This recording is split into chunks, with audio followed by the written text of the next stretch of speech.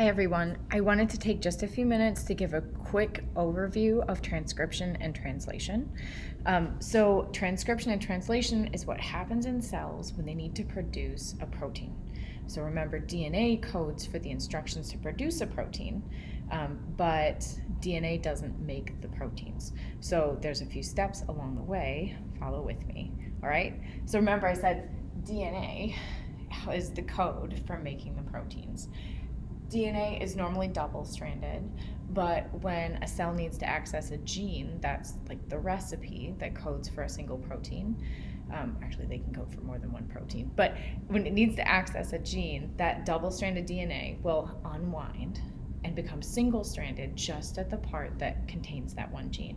So I'm going to show you single-stranded DNA here to start. That's this SS DNA is single-stranded, where it's unzipped just at the gene that needs to be produced, or the protein produced from that gene.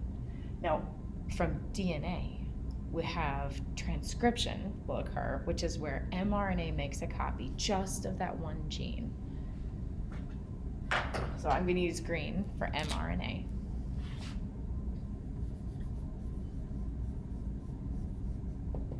mRNA is going to produce a complementary strand, which means that it's going to be the bases that match up with the DNA bases, but instead of using ATGC, the alphabet for DNA, we're going to be using AUGC, the alphabet for RNAs. There's no thymines, there's no T's in RNA. All the T's have been replaced with U's. All right, so T binds with A binds with U, C binds with G, G with C, and then A will bind with another U here. All right, so this is our mRNA. Now, this mRNA will travel from wherever the DNA is located to the ribosome where proteins are made, okay? At the ribosome, this mRNA is going to be translated. I should label this here. When we go from DNA to RNA, this is transcription.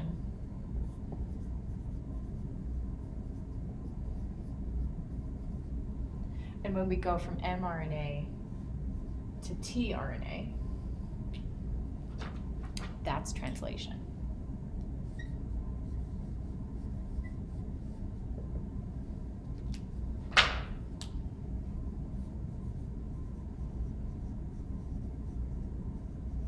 If you get goofed up about the order, transcription with a C comes before translation with an L in the alphabet, and it happens before it in the process also. So alphabetical order can help you there. Remember the order of these. But anyways, tRNA is going to make a complement to the mRNA. And since it's an RNA, there will be no T's in this also. So this would be A binds with U, U binds with A, G with C, and then over here we'd have G, GA. All right? So this is transcription and translation, and what happens in the cells is the tRNAs go out and gather the amino acids to be strung together like beads on a string at the ribosome to make a growing polypeptide. And eventually all those polypeptides are connected and folded just so to make a protein that's functional, like an enzyme, like amylase or catalase.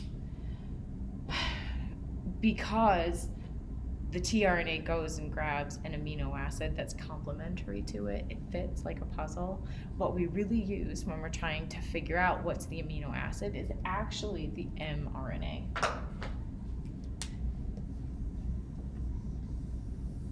The mRNA codons are what you take to that amino acid codon chart.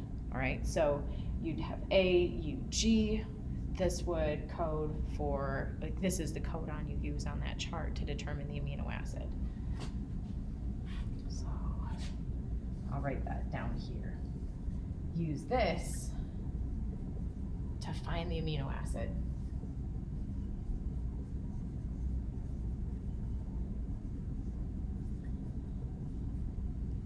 All right. If you have any questions, please make sure you reach out and let me know.